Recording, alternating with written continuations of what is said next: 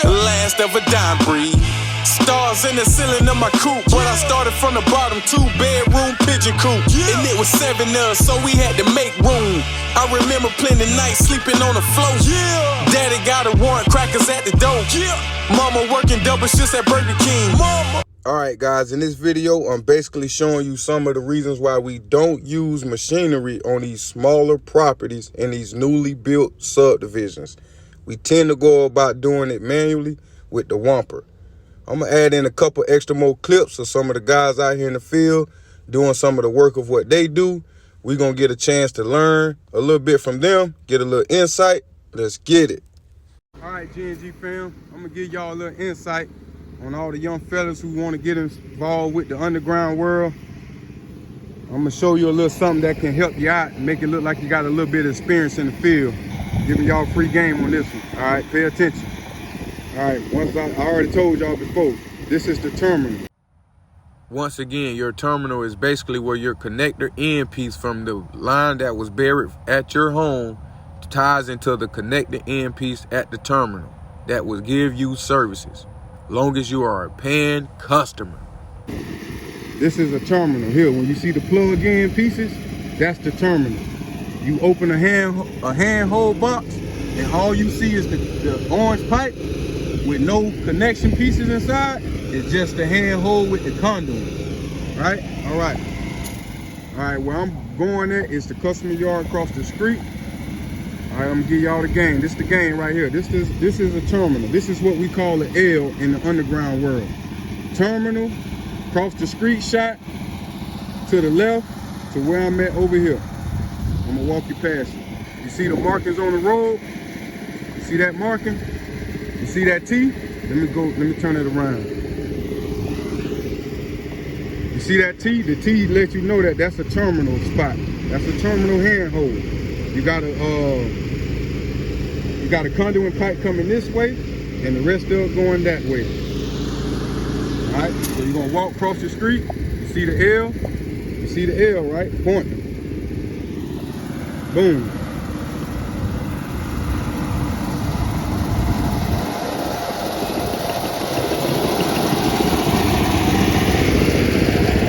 right, you see the box?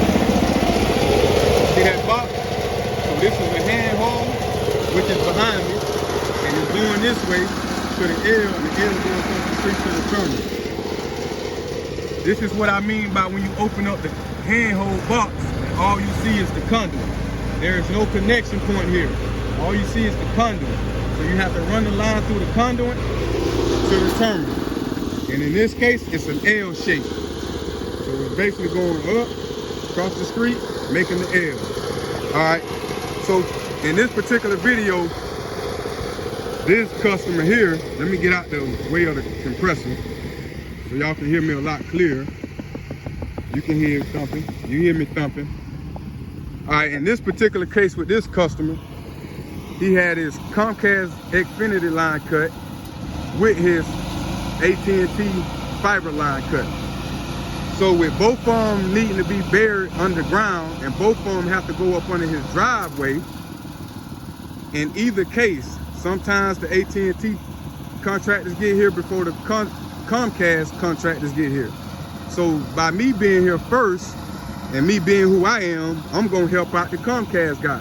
So when he comes to bury the line, he don't have to go up under the driveway again like I did. So what I'm gonna do is leave a piece of pool string in my missile hole, from the missile pit to the pop-out hole. So when he pull up, all he gotta do is tie his new line up to the pool string and pull it through. Hopefully he don't cut their AT&T line in the process of installing their Comcast line. Now in other cases, I would have put the conduit piece under the ground for him. This would have been a perfect example job to put the conduit under the driveway, for the reason being that their Comcast line still needs to be buried. So you see the reason and the purpose of putting a conduit under your driveway when it get bored for your AT&T service or whatever service provider. Make sure you try to go get you some type of conduit and put it under your driveway, folks. So I'm gonna just show you exactly the route that you have to take with this customer. All right, you see me? coming from the handhold, missile pit, pop-out hole. You see my trench going on the outside line of that oak tree. Yeah, down here in Florida, I hate these oak trees. They just give you hell with the roots. But anyways, another reason I wanted to show you the video, you see the Comcast terminal box? You see that, right? So now, the reason I came more close out towards the street to avoid the contractors for Comcast coming close up on my line in my area of where I worked at. So basically, when the Comcast contractors come out and they see the trenching and the missile pit hole of where their AT&T line went, they're gonna go the opposite way of where I went. So hopefully they come on this side of the flower pot and bring their line in and go up. Because both of the lines are basically going to the back of the house, on the side of the house, around the same place. So basically what you would want to do, being a contractor for Comcast, if I already done place you a full screen line through, just go ahead and walk up to my old missile hole, tape up, and pull through. It's less of a headache for you, less work involved for you, and it just helps you out. So let me give y'all a walkthrough to the back side of the house so I can show you exactly where the connection points meet up at for Comcast and AT&T, and the reason why I ran my line and routed my line out on the outside of the tree instead of on this side. That gives the Comcast Xfinity contractors the option to go in this side of the home with the route of bearing their line on this side versus AT&T out here, Comcast in here. So it's, you see what I'm saying? That way both of them away from each other, because we tend to cross each other's paths. So you see the AT&T near, the Comcast near. You see what both of them coming into the house at? So that's why even right here, the Comcast contractor gonna be able to see my trenching coming up to the near of AT&T. Now they gonna have an issue right here. This is why I try to tell all customers, this is where your line get cut up at all the time. But I'm gonna cut y'all back on when I get everything pulled through. And you already know, you're gonna see the final product. Yeah! 20 minutes later. All right, G&G fam, I'm back in the field. I got Mr. Big Man right here. He gonna give y'all a little insight on his Kubota on grading work that he do right here. So, Mr. Big Man, just give us a little insight on how many years of experience you got with grading work. Over 40. Say that again, sir? Over 40. Over 40 years, folks. Over 40 years of experience doing grading work.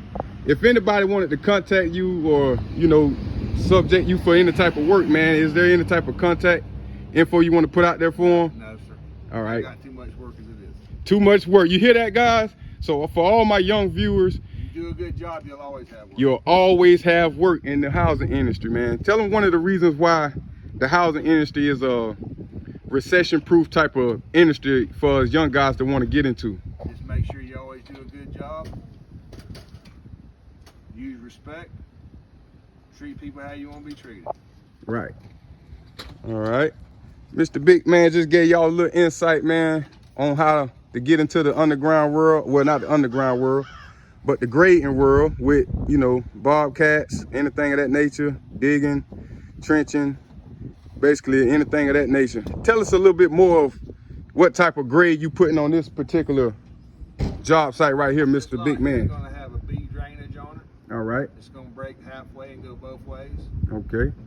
For those who don't understand the terminology of your industry, tell us what's the B, what that means. B means you're going to, halfway of the yard, it's going to, half the water's going to come to the front, half the water's going to go to the back. All right. So for you guys out there who want to get into the grading world, understand the terminology that, you know, this industry uses. Even I don't even know what he was meaning by that. And I done did a little bit of grading work myself. Not that much experience, but a little bit. But I just wanted to give y'all a little insight with Mr. Big Man right here. Thanks for the interview. Meanwhile, We got Define Concrete right here. And they're gonna give us a small little interview on, you know, the type of work that they do with concrete. Yeah, we mostly come into subdivisions and anywhere pretty much in Jacksonville, all around surrounding counties, just come in and whatever most of the time they tear up a lot of concrete as they building these places, and we come in and we're there. We got guys that'll take it out and take it out, and then we'll come back and form it up, and we'll pour it and try to get it right like it's supposed to be. I mean, it's a pretty good, decent job, decent living. I left about a year ago and got on my own. All right. And, been doing pretty good. All right. With the Lord, I think it's still growing. My business is still growing a little bit, but sometimes it's hard, but we gotta keep going. You know? Gotta keep going, man. That's part of the business.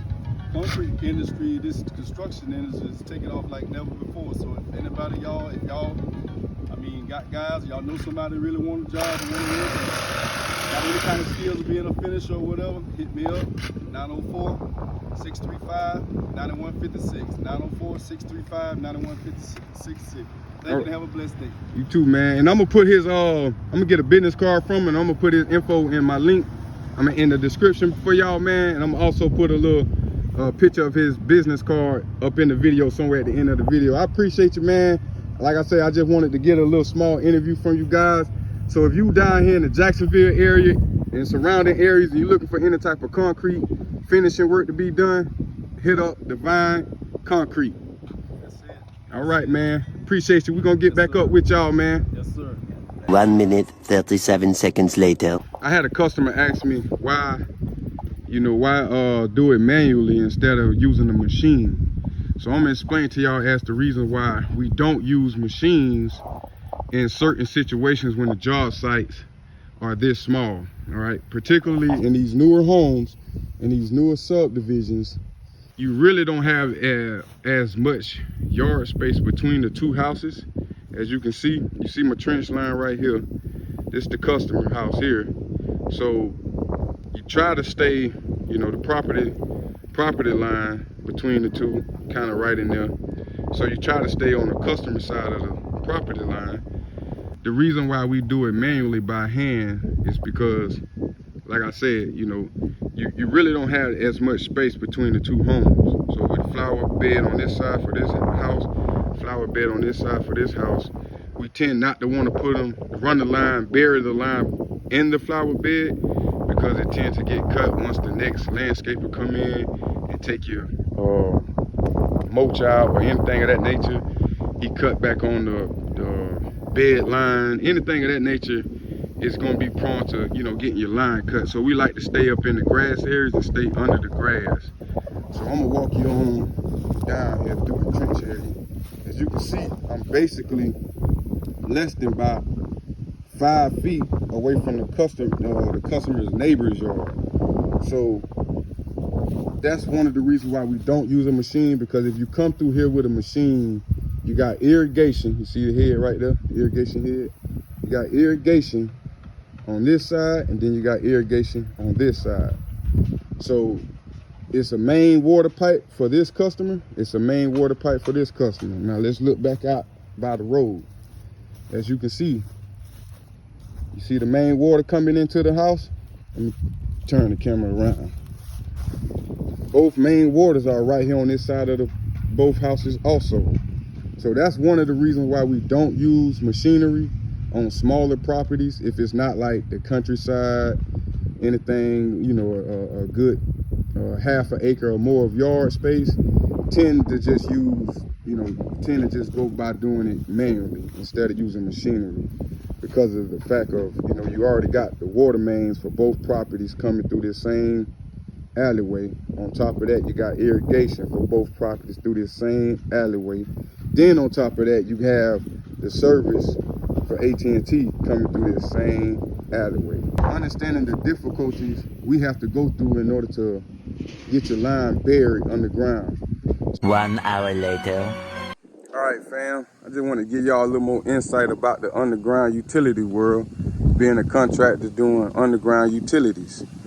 All right. The reason I would say the underground utility world is a great industry to want to jump into, the fact that new houses are being built every single day and being sold every single day in America. I'm pretty sure in your local area you see it being built up everywhere, right? new subdivisions, new communities. So with that brings in more lines need to be buried. So that's one of the reasons why jumping into the underground utility world is a great industry for all you young guys out there.